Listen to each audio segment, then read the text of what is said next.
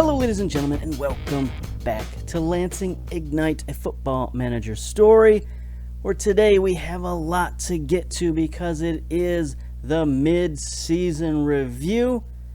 So let's get right into it, no messing around. Take a look. Competitions, USL League One.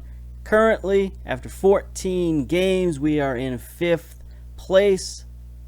Got 7 wins, 1 draw, 6 losses, a +1 goal differential. Total 22 points. That puts us 2 points behind Madison for that 4th playoff spot, and 3 points behind Toronto FC 2.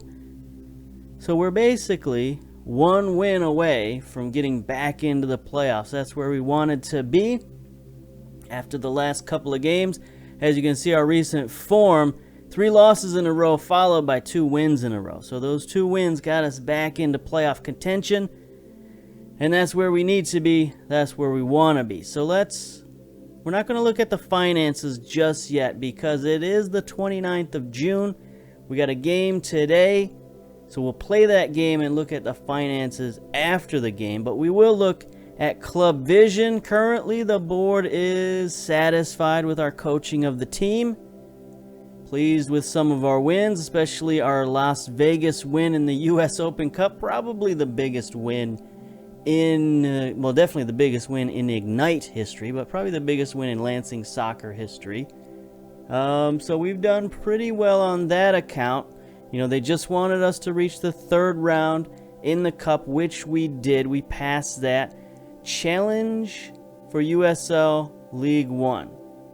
So we're pleased with that. We're on course with that, but not quite there yet. They want us to work within the payroll budget. No problems there. Sign players to sell for profit. We have sold 1 player, but we didn't necessarily sign that player, so I don't know if they're going to count that or not. So the way the board is looking at it right now, C+, doing an average job. They're not super excited about where we're at, but they're not displeased either, so that's fine. I don't think we've looked at the club info for a while. Is there anything that we need to worry about here? Media prediction first. That's weird. Yeah, no favored personnel. Derbies. No change in facilities. Yeah, I don't think there's much to look at here. Transfers. No movement on the transfers. I guess we can get straight into stats. Let's take a look at the league stats for the first half. Yeah, we'll do the overview. We'll start with the overview. Most goals in the league, we are 3rd with 21 goals. Might not seem like it, but we have scored a decent amount. 14 matches, 21 goals. That's decent. But we are quite a ways behind Madison and North Texas with 25 goals and 27 goals. You know, so those teams definitely have some firepower, but, you know, we've done pretty well ourselves. Heading, you know, we knew this was going to be a weakness, but it's not too bad. 5th place in the league for heading isn't too bad. We do have some good strikers who know how to head the ball, so that could be boosting our percentage a little bit. Our central defenders aren't great at it, but apparently they're good enough for top 5, so we'll take that. Tucson, of course, in the lead. You know, they've got the big man up front, T-Bear, so that's probably helping them out. Average possession, look at that. Since we changed our style to suit the team, these players just had the mentality of possession. Even when we were trying to boot the ball forward and play like a counterattack style, they were still possessing the ball. So we leaned into that, and, you know, it's done us well, put us at the top of the league in passing, right behind Madison, Richmond, North Texas, TFC2. So those are like basically the top 5 teams right there. Well, Richmond, I think, is 6th place. But possession seems to be doing everyone in the league favor, so that's good. Best tackling, we're 6th in the league, 86%.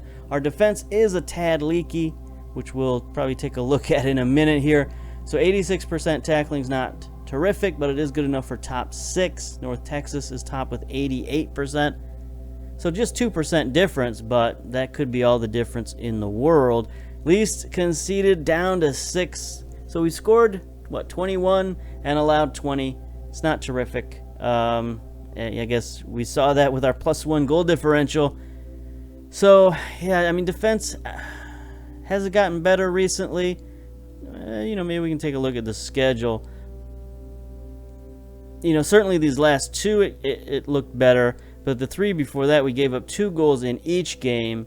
3 goals against North Texas. 3 goals against, North Texas really killed us. They're a great offensive team, and they showed it against us for sure. So really, thankfully, I don't think we play North Texas again. We do not until the playoffs, I suppose.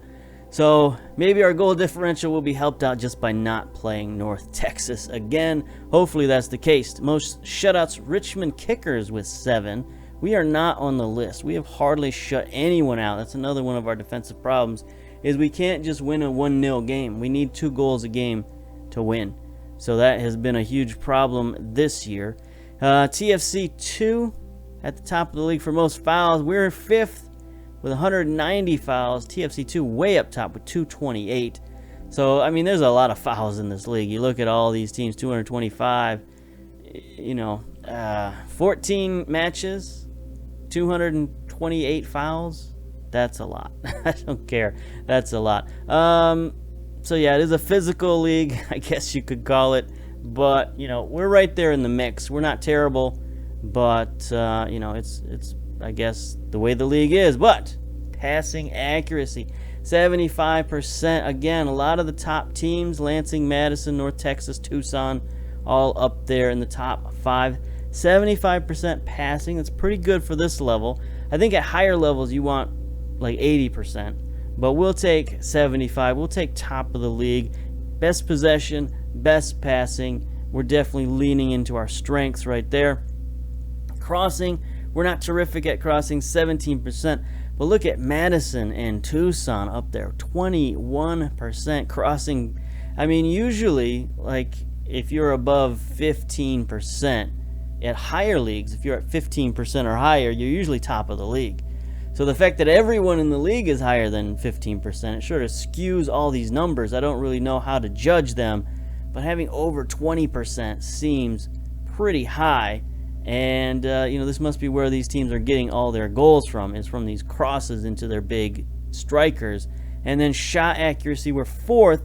44% is not good. We were much higher on this list earlier when we were funneling everything to our strikers. We might have to think about doing that again because this is just not efficient. We don't get a ton of chances, and so I don't know. We're going to have to... We've recently changed our tactics, if you recall, just a couple of games ago. So we're still sort of in flux of our tactics, but we might need to change back to funneling everything to our strikers so we can get this percentage up. We can score more goals, hopefully get more efficiency out of our offense. But currently, Orlando City B, 50% shots on target is great, but that hasn't really helped them out much in the standings, particularly considering they're 10th in the league. So maybe shot percentage, I'm overrating it. Anyway, let's take a look individually at the players, at the squad. So we'll start with appearances. Of course, Cleveland, all 14 games he's played in, got a 6.74 average rating. That's fine. Quafic also has played all 14 games. That's encouraging. He's got 2 goals from the center back position. 6.87 rating isn't great, but I guess we're going to have to deal with that. Gomez with 13. We've had a pretty steady lineup. We haven't had too many serious injuries. We got a lot of guys with double-digit starts, so we'll take that for sure. Lillard, Bruce, Stoneman, all of our stalwarts have played, especially Serta, a guy we relied on quite a bit early defensively. He played 12 games, started 12 games, and then came in as a substitute in the other 2. So he's played in all 14 games. So all of our important players have been playing a lot of games. Most goals, Bruce, still with 6 goals. He's on a bit of a drought, I think. Yeah, I think he's on a drought. I don't recall the last time he scored. He probably scored last game, and I completely forgot about it. But anyway, 6 goals in 14 games. It's not bad. It's not bad. We'll take it. Perez up there with all those penalty kicks. Pato and 4. He's only got 4 starts, but he's got 2 goals. We said at the beginning of the year this guy's a goal scorer, and we had to get him in the game, but because Pato has come on with 3 goals in 10 games and 3 assists, he's just made a great pairing with Bruce, but we might need to get N4 in there. If we're having trouble generating goals, might have to swap him in there. Go with 3 strikers? I don't know. Maybe we'll just give N4 a start or something like that and see if he can get on another hot streak.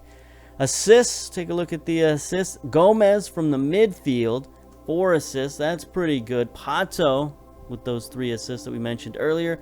Lewis, Hollingsworth, only 5 starts but 2 assists. We might have to get him in there a little bit more.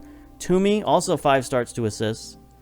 So, some of our bench players are getting in there with the assists. Let's see, player of the match. Not a lot of players of the match. Gomez and Bruce with 2 each.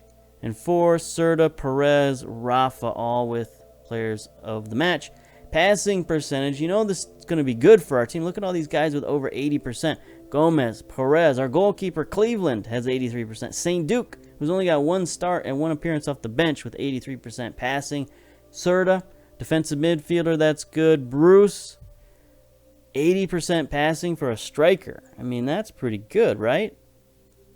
That's midfielder level of passing right there. Lewis, Pato right behind, 79%. Toomey, so we got a lot of good passing, which is to be expected. Tackling, this is a surprise. This is definitely a surprise. 5.79 tackles per game for Toomey. We got to get him in the game more. He was playing out on the wing by himself for a few of those games, but it's not like he's a tackling machine. His work rate's only 8, his tackling's only 7, so I don't know what this guy is. Maybe it's 12 aggression, but, he's making a lot of tackles out there at right wing, so we'll keep him in there.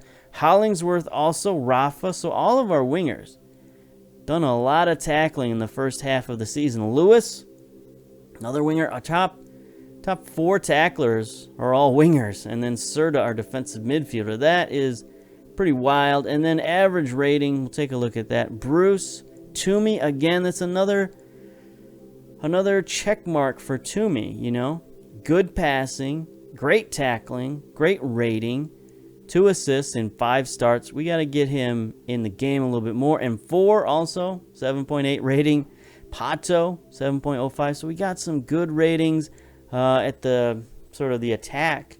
Not great ratings defensively. Kyle Carr, though, 6.9 rating is our highest rated defender. Lillard, Quafic, what are we... So our fullbacks, they haven't got a lot of games. 3 starts for Reese, 4 starts for Nick Moon, who's, pretty low average. They're 6.62. But we ask a lot of our fullbacks, and these are not our most talented guys. That's why I haven't really wanted to play fullbacks.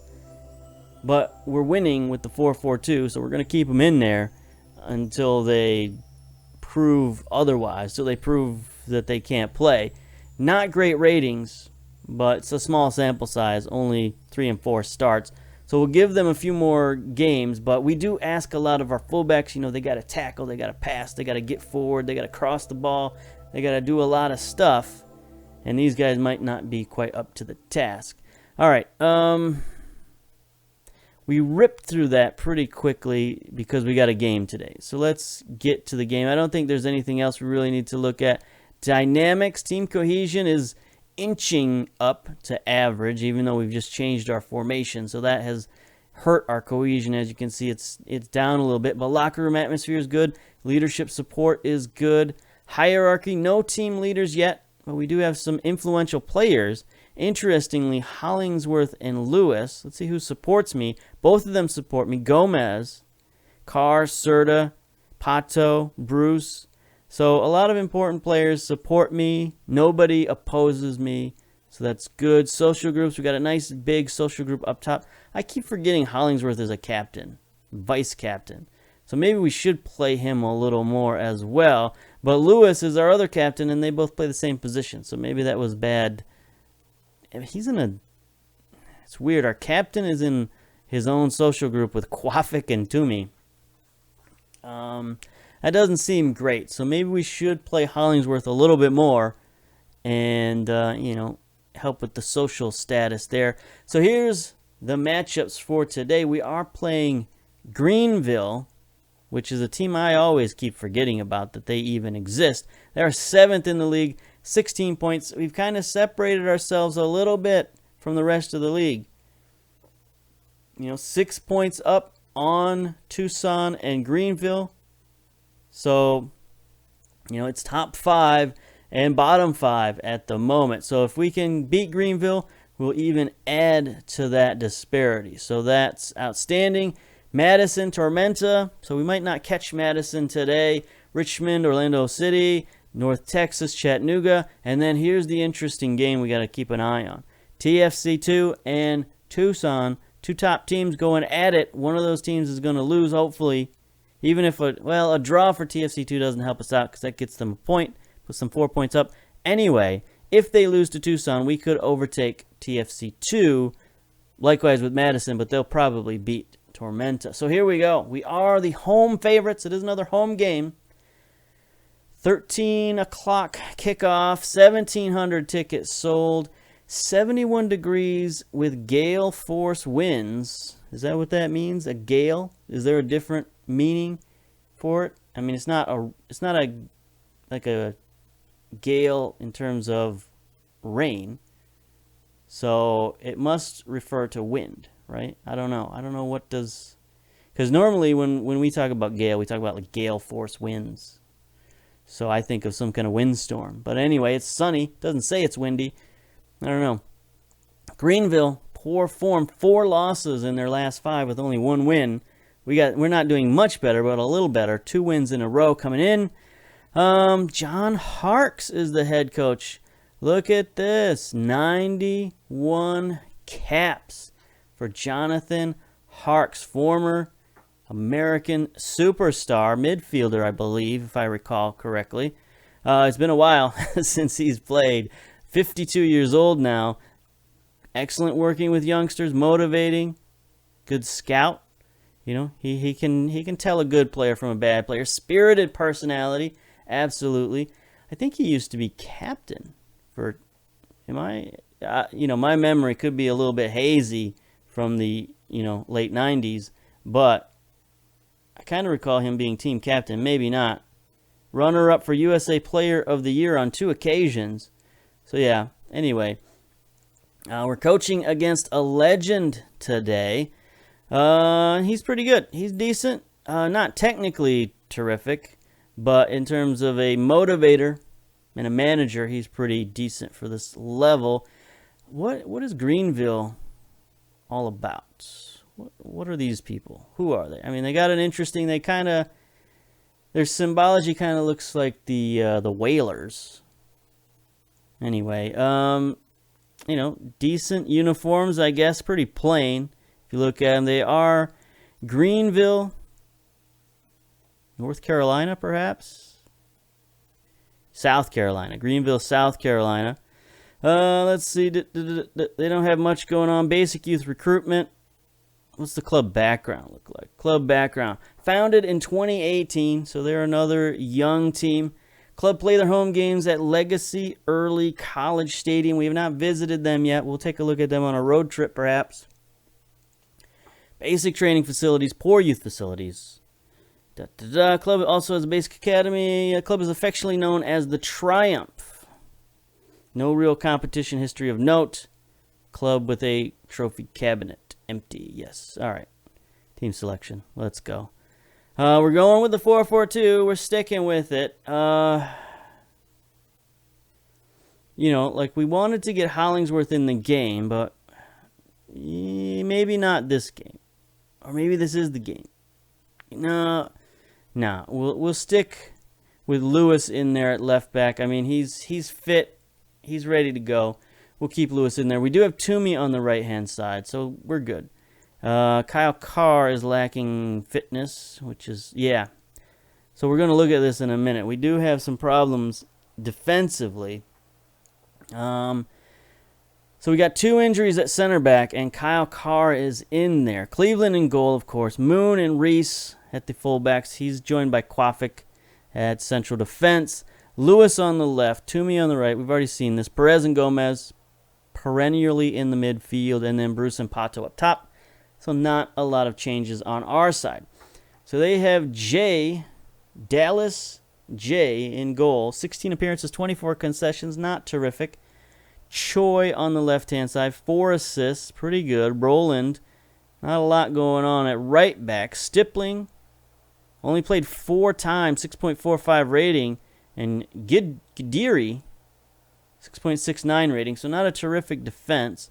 Walker, 1 assist from the midfield. Clowes, the team captain, 2 assists, 16 starts. He's pretty decent. Bermudez on the left, 3 assists and a goal. Herrera on the right, 3 goals and an assist.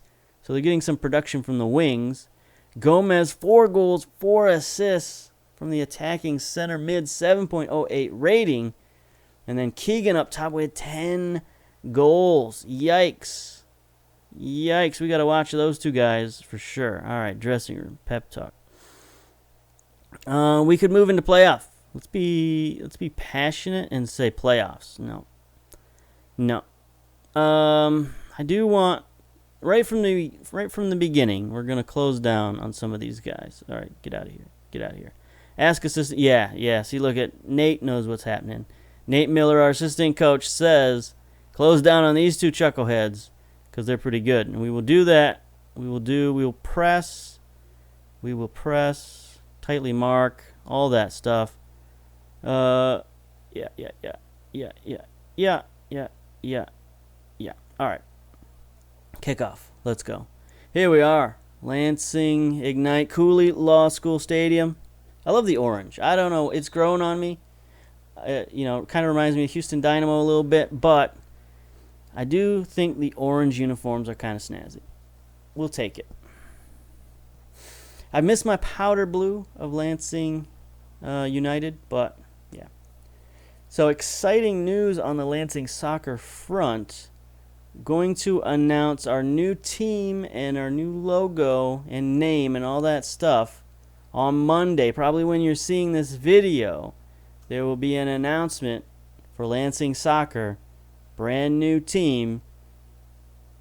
The locally owned. Oh, here we go. Perez. Free kick. Sends it in. Nope. Jay. Let's take a look at our extended highlights. 27 minutes. Not a lot happening. We do have 3 shots on target, but not a lot of highlights. Here's Greenville with their first highlight. Nick Moon with a nice header. Perez going to start the counterattack. Nope. Lewis. Okay. Interesting pass. All the way across the box to Williams. They seem to be pressing forward a little bit. If we could just get the ball downfield. Carr's going to boot it. He gets McGee wide open. He's surrounded. Takes a dramatic shot. That would have been a world-ending goal if he'd made that. But, yeah, interesting. Interesting counterattack. So they were, pressing and then dropping way back because they had, 8 guys behind the ball. That was an interesting defensive tactic by Greenville. They seem to be stymieing us a little bit, but can we get the late goal? Here we go, boys. Perez gets around his defender, sends it in. Pato with the header. Oof. Dallas J with the save right at the end of the half. Domination so far. 7 shots, 5 on target. 58% possession. They've got nothing. No shots on target. 3 shots total, but still 42% possession. It's one of those games where we're dominating, but we haven't broken through yet. Do we want to do anything tactically? What are we looking at tactically? I don't think we want to look for the overlap. I do think we want to work the ball. So I like this combination of shorter passing, higher tempo. Some people will say that's counterintuitive. But I like the idea of, yes, we'll do shorter passing, but if they're susceptible to the higher tempo, we'll knock it forward. And to me, this helps us against the press, because if they press us and you're just on shorter passing and low tempo, you're going to futz around with it in your own half and possibly get the ball stolen. But if you're at higher tempo and your guys get pressed, they're going to boot it downfield. They're more likely to boot it than they are to just have it sit there at their feet and get it stolen. So we're going to do that. We're going to keep it up. All right. Is anybody doing particularly poorly? Yeah, Toomey, Gomez, Lewis. Everybody's doing poorly. So we're going to yell. We're going to get mad. We're going to get aggressive. Far from pleased. Get out. All right. We got some fired up boys. That's what we want. Start the second half. Get out there. Win one. Get back in the playoff position. We can't be losing to these lower, not lower division, but lower standing teams. We've lost to too many lower standing teams this year, and it's hurt us. It's what's kept us out of the playoff race right now. Is, losing, just losing to teams we shouldn't lose to. No other way to put it. All right, here we go. Perez, let's go. Sending it in. Quafic's gonna get there. Quafic, yeah, with the header. That's our man, the big Frenchman. Number 4 in your playbooks. All right. There we go. We moved up to third position with 1 goal. Quafic way onside. He's surrounded by 3 men, but he just rises up over everyone. Some midgets there. He just jumped on their shoulders, scored that goal. All right, so now we can just sort of cruise. Toomey with a yellow card. Perez with a yellow card. We do have Rafa on the bench, so that's an easy sub right there. Bruce is playing horrifically.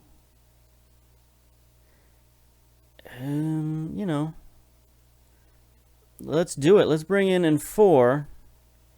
Make him the poacher. Pato. He's also a poacher, which we don't need. Advance forward. What can M4 do? Can M4... No. Yeah. M4 is the poacher. He's got no other role. So we're going to let him poach. We're going to let Pato advance. That's the problem with taking Bruce out. Bruce is our one guy up top who can facilitate. He can press. He can play target man, really, if he wants to. He can do stuff. But right now we don't need that. Carr's been booked. Ease lost tackles, my man. A lot of yellow cards. All right, here we go. 79 minutes. Good interception at midfield by Quafic.